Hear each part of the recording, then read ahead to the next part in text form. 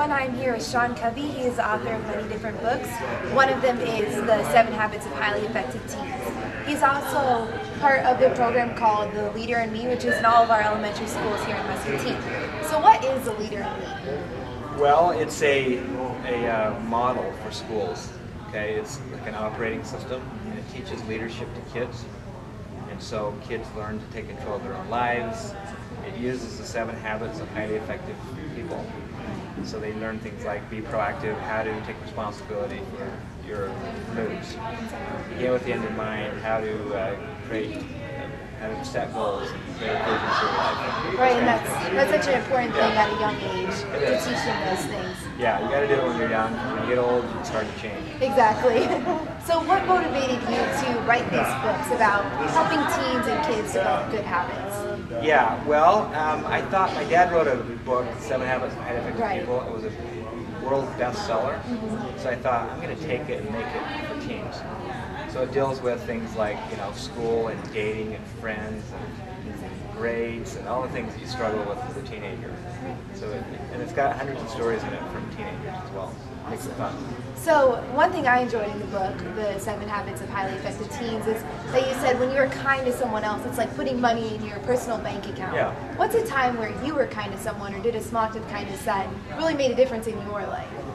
Yeah, well, I'm thinking back about one thing I love to do is I fly a lot, so I always get upgraded and have first class tickets. Right. But whenever I see somebody that has a baby, I always give them my ticket. That's cool.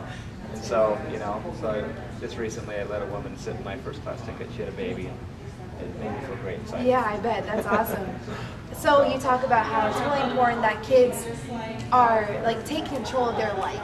So what steps can they take to do that, to know that they really are responsible for their life? Yeah, well, you got to have a space between here's what happens to you and here's what you do about it. Exactly. There needs to be a space. And sometimes when people are rude, what do? You're rude back. Right. If people talk behind your back, what do? You talk behind their back. Yep. And if you separate the space and say, you know what, if someone's rude to me, I'm going to do something different. I'm going to be behind back. Or sometimes people say, well, he made me so mad. He ruined my mood today. Right. He ruined my whole day. Well, you choose that, right? Exactly. If someone does something mean to you, you can choose to let it ruin your day, or you can choose to let it fall off your back. Yeah, and that's such a great point for kids. Do you have a moment in your life that was it was a struggle or it was hard for you that really has made you the man you are today? Yeah, I was playing college football, and the coach got mad at me and told me I was lousy, and I was about to quit.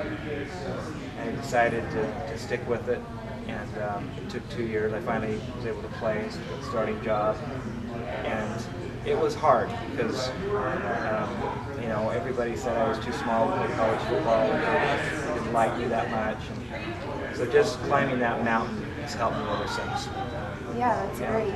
So, I really just enjoyed your book and I loved it so much, and it really, exactly, it really just made me feel like you were sitting there next to me talking to me. Yeah. Which was really cool because it was personal, great stories in it. So I really want to recommend to everyone out there to buy the book and read it because it will make your life better, and I promise that.